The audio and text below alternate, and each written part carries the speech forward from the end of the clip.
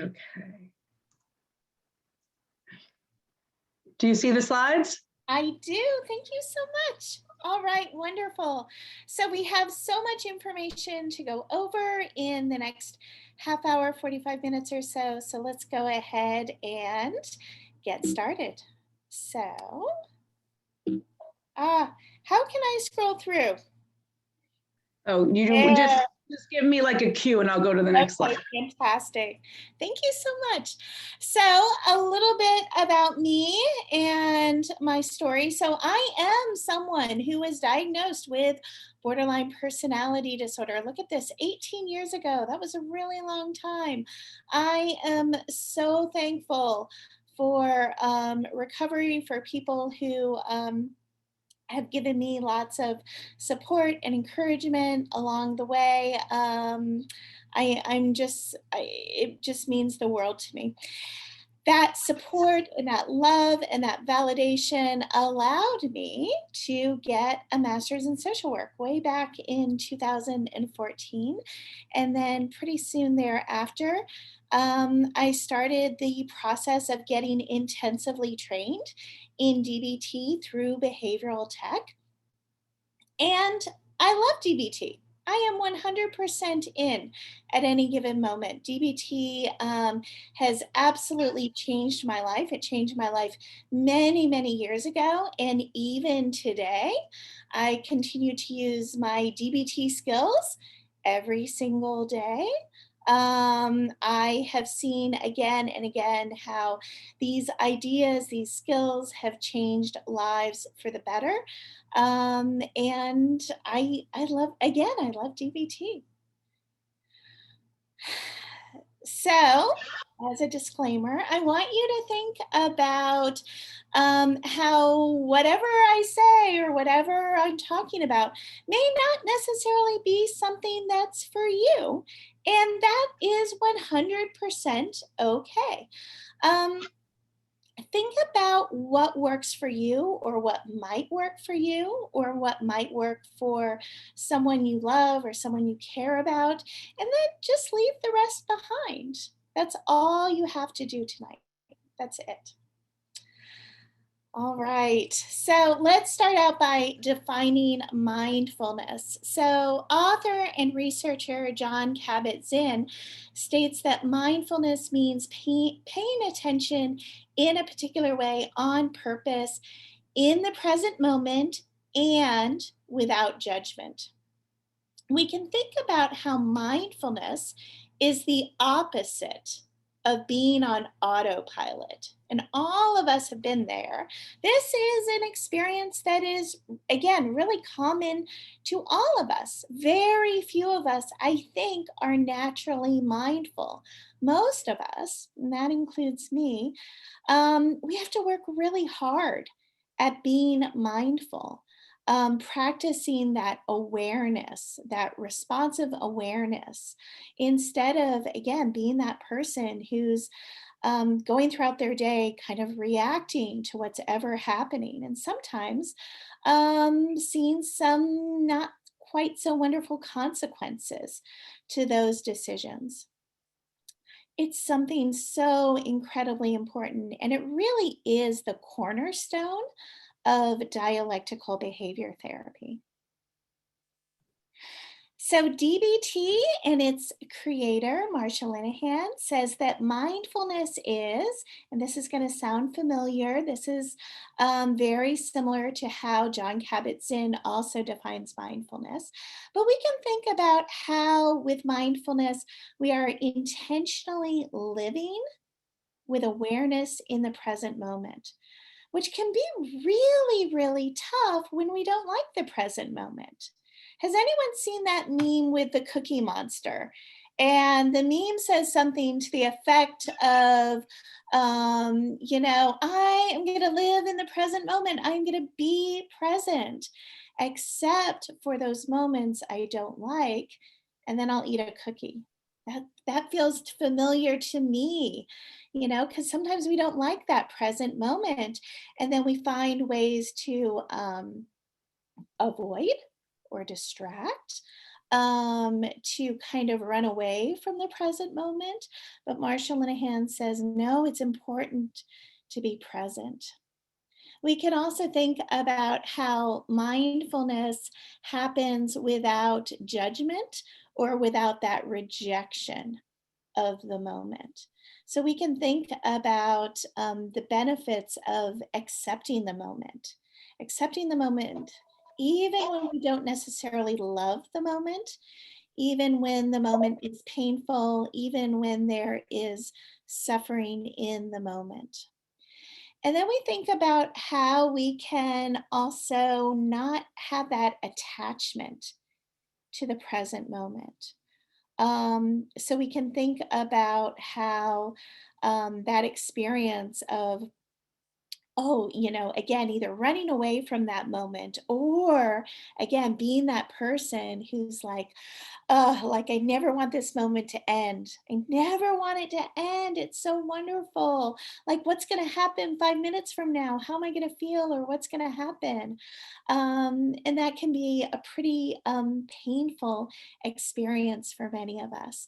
So we can think about that moment to moment attachment rather than thinking, oh my word, nothing can ever be different, or the moment always has to stay like this. Is something to think about when we're working on defining mindfulness. So, some of the goals of mindfulness. So, I think about how mindfulness is really practical, really practical. And here's the good news, we have so much great evidence that consistently shows that mindfulness may help us to be less impulsive. A regular mindfulness practice can help reduce stress and anxiety. Mindfulness can help us treat, and here's really good news, can even help prevent depression or a depressive episode. We know that mindfulness, there's more evidence to suggest that we can reduce symptoms related to ADHD, PTSD, OCD with, again, that consistent mindfulness practice. And then finally, we think about how we can stay a little more in control of our minds, what's coming into our minds, how we, again, respond rather than react to what's happening in our minds, the thoughts that come up, the emotions that come up for us. And again, it's, to me as a therapist and as someone in recovery, it continues to be something that's really exciting to think about how much good, solid evidence there is for mindfulness practice. This kind of evidence didn't exist back in 1993 when Marsha Linehan was first creating DBT, but boy, it looks like she really, really understood and really knew what she talked about.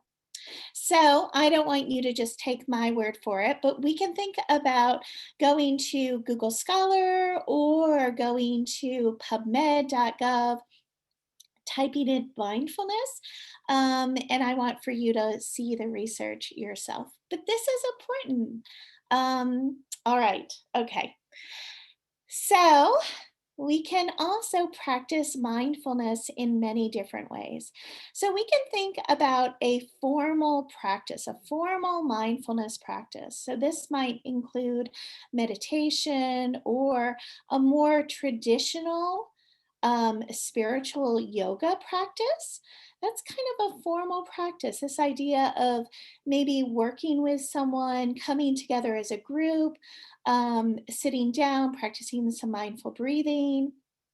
Maybe Marsha Linehan talks about opening the mind, or so we might see some of that in a more formal practice. But one of the things that I love the most about mindfulness and mindfulness within the context of DBT is more of an informal practice. So I'm not much of a meditator. I'm really not. And I'm definitely not into yoga. However, I am, or I have become over many, many years of practice, I'm now a little bit more of a mindful person. But for me, that mindfulness practice really needed to be practical. So I think about those little moments of mindfulness each and every day. And these little moments really add up. So we can think about maybe how we mindfully brush our teeth.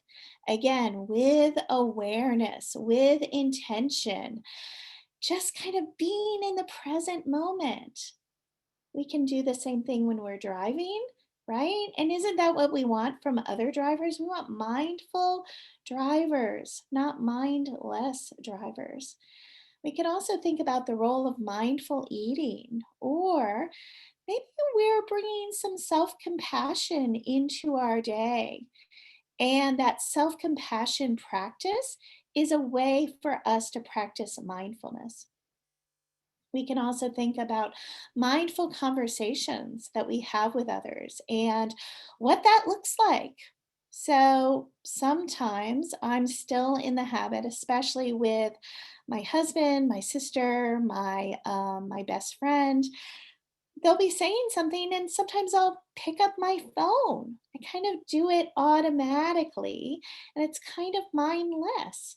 So again, I can think about, how do I want to have better relationships? Well, for me, it may mean putting down my phone and really paying attention in the present moment. We can also think about the wisdom of potentially allowing ourselves to experience our emotions, even those emotions we don't always love, as well as being aware of our breath. That's another way to informally practice mindfulness.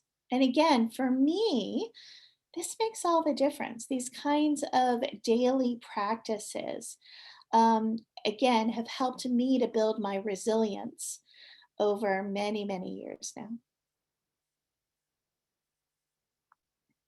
So here is our first practice for this evening. And again, I want you to remember, if this feels like, this is not something I would do, this is not something that it feels good to participate in right now, that is 100% okay. But if you're feeling up to it, I want for you to give this a moment or two and try this out. Or think about the benefits of maybe trying it later this evening or tomorrow.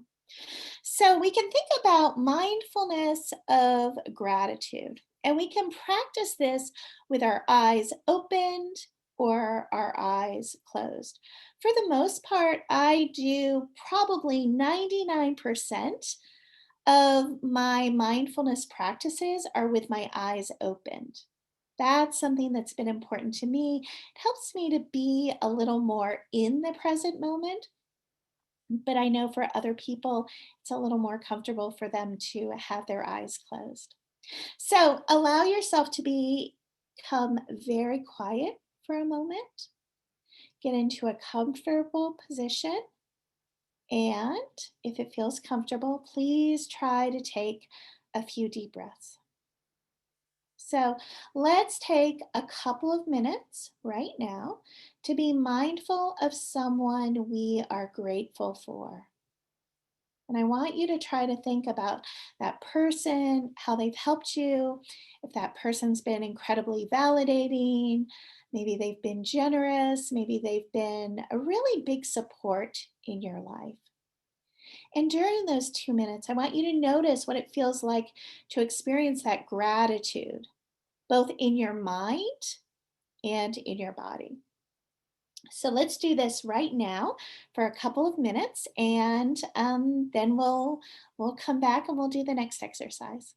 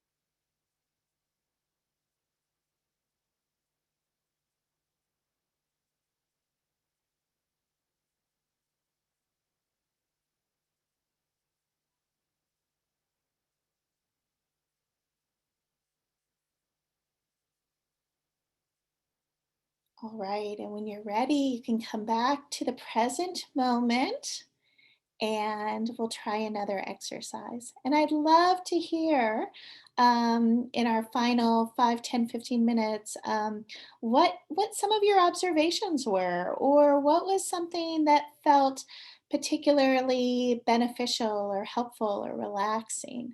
I'm interested in your experiences. So the next exercise, we can think about external observations. So we can think about the benefits when we are observing something in our environment. We want to be, we want to have our eyes open. We probably don't want to have our eyes closed because it's harder to look around our environments, our rooms, or our offices. So allow yourself to become, again, very quiet for a moment. Again, a comfortable position with a few deep breaths. And then, whatever room you're in right now, find an object, a person, an animal that you can mindfully observe for about 2 minutes. And we might observe sounds, shapes, colors, or other attributes. And here's what's really tough. Marsha Linehan encourages us to try not to describe what we are observing, which for most of us is really tough to do.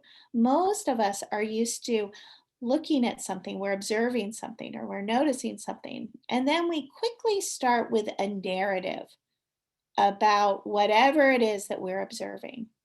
So, again, for me, this continues to be challenging and it's something I continue to practice. But let's take, again, another couple of minutes and try this out. So let's start now.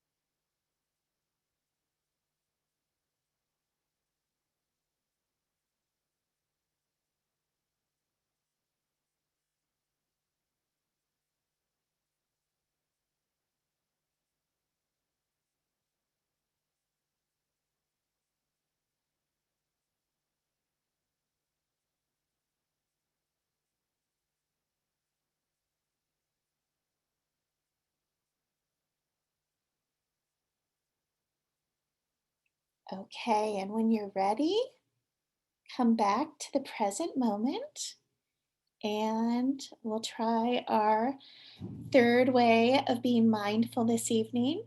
And this is the opposite of what we just tried. So, this internal observation. So, again, we can think about the benefit of either having our eyes open or our eyes closed, whatever feels most comfortable to you. And one more time, allow yourself to become very quiet, get into a comfortable position, and allow yourself to take some deep breaths. But instead of observing something outside of ourselves, we could think about the benefits of observing something inside of ourselves. So we might observe our thoughts, our emotions, we might observe an urge, we might observe our breath, we might observe a physical sensation, or we might observe even physical pain. So we can think about an upset tummy or a migraine or something else that may be going on. And I want you to see if you can be curious about what it is you are noticing. This place of curiosity, like, what's this emotion about? Or what is this thought that keeps coming into my head? Why is this happening? Or what's going on? Where does this come from? We know that that curiosity, that openness, is something that is very emotionally healthy. All right, so let's try this again for 90 seconds, a couple of minutes. All right, go ahead when you're ready.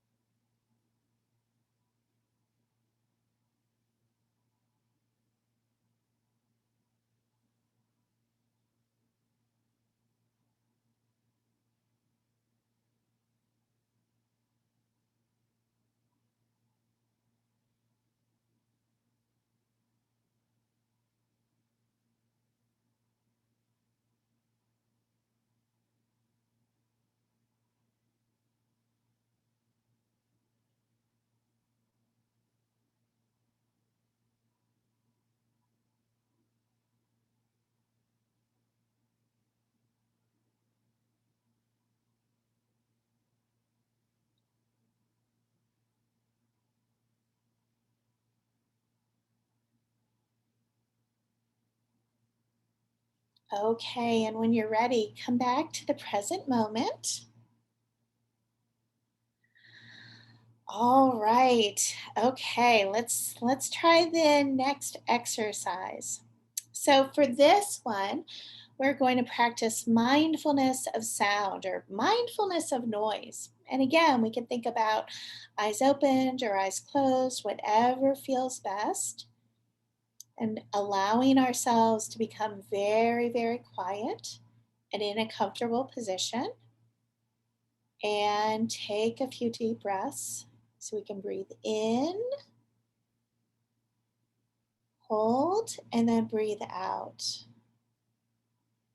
We can keep repeating that process of in and out as we listen for sounds in our environment. So, again, we want to be as still as we can be, and we want to listen for those sounds or noises around us. But we don't want to get carried away with the sounds and start up that narrative. If there's someone in another room and you're hearing them, we don't want to start that narrative about that person or about the noise that may be coming from another room. So see if you can resist the urge to respond or react to the sound you hear. Again, all you're doing for these couple of minutes is just practicing some mindful observing. So let's try to do this right now.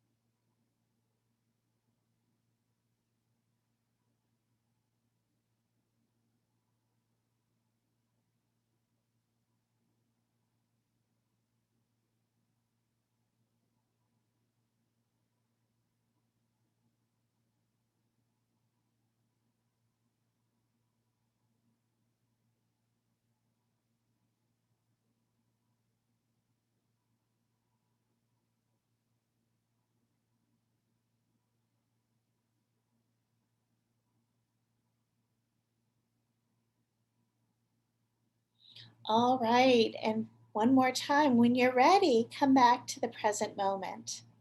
Most of us, and I know this is absolutely true for me, sometimes we don't pay attention to those everyday noises or sounds.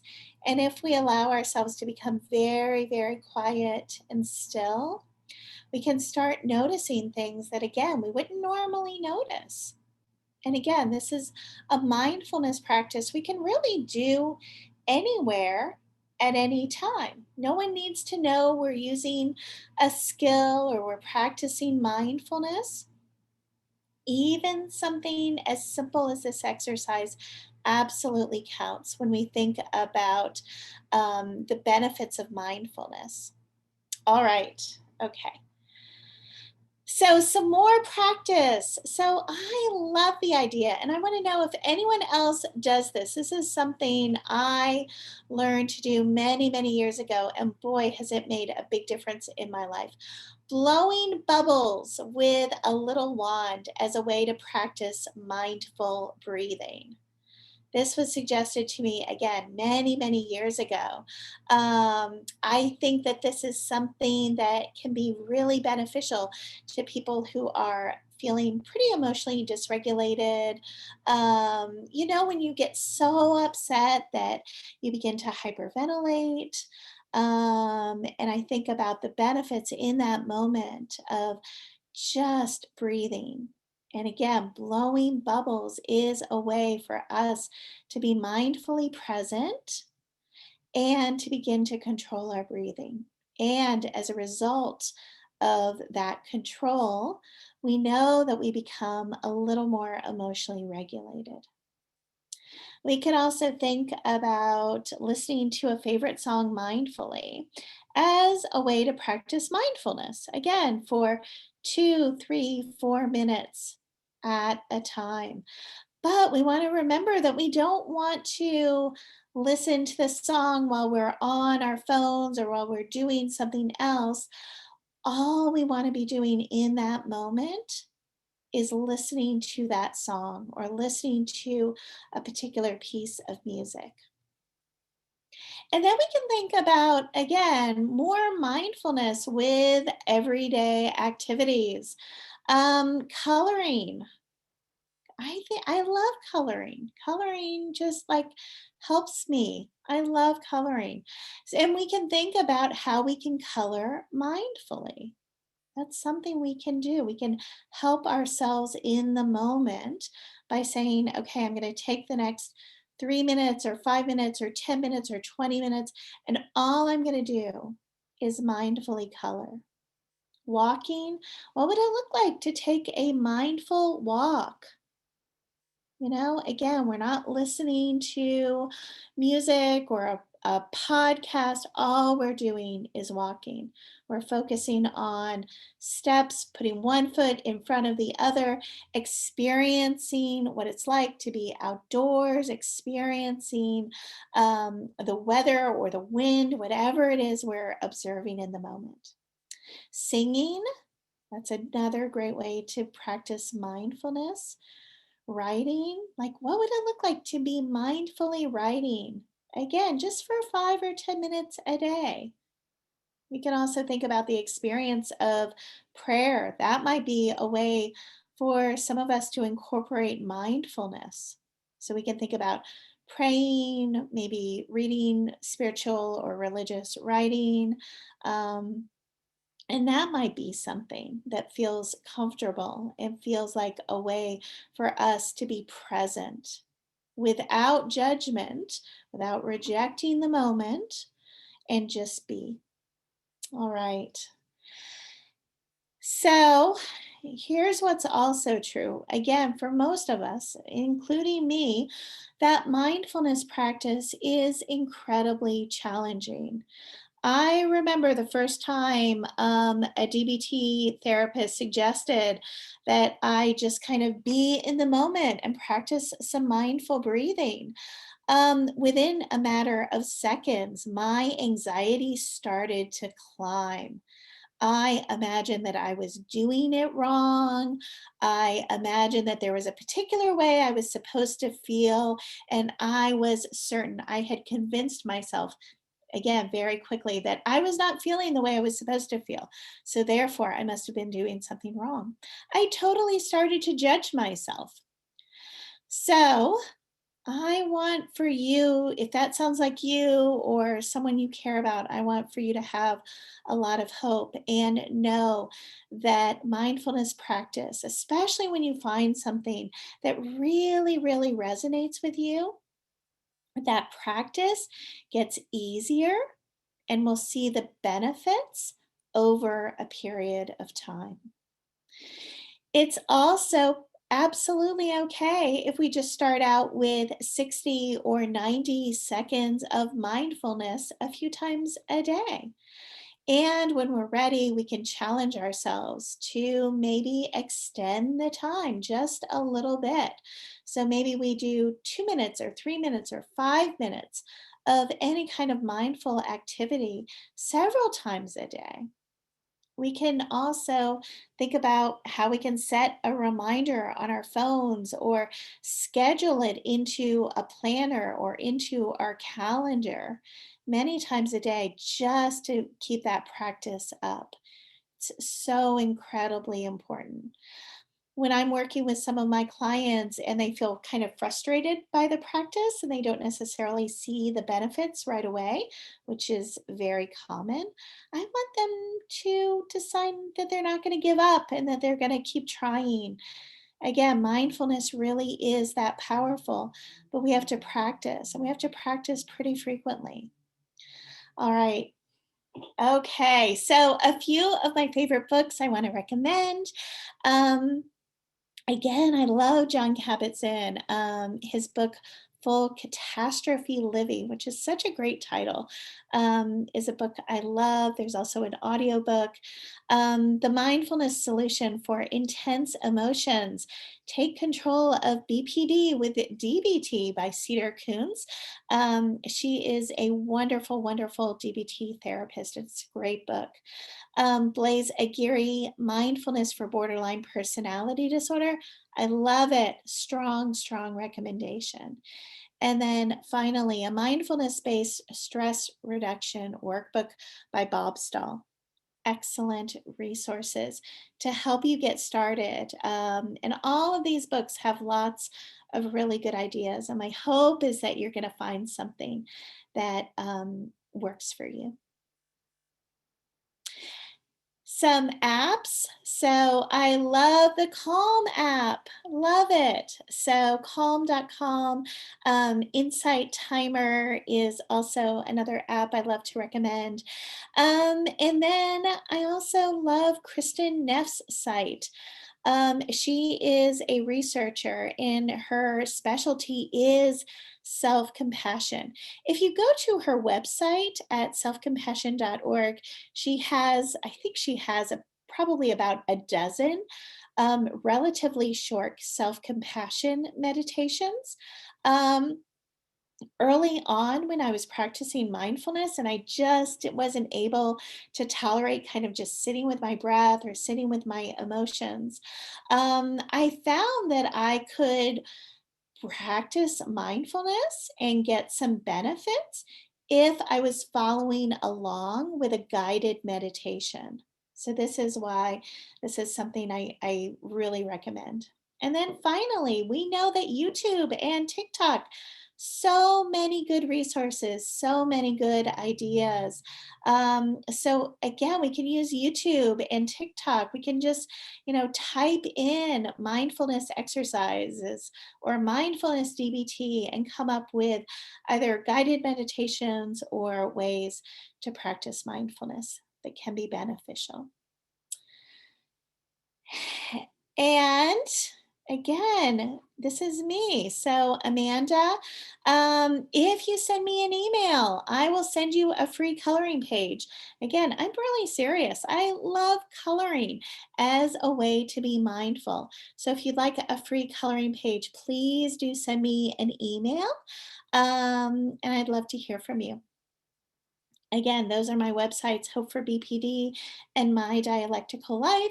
And those are my books. So I am so curious about your experiences with mindfulness and what has helped you, what questions you have.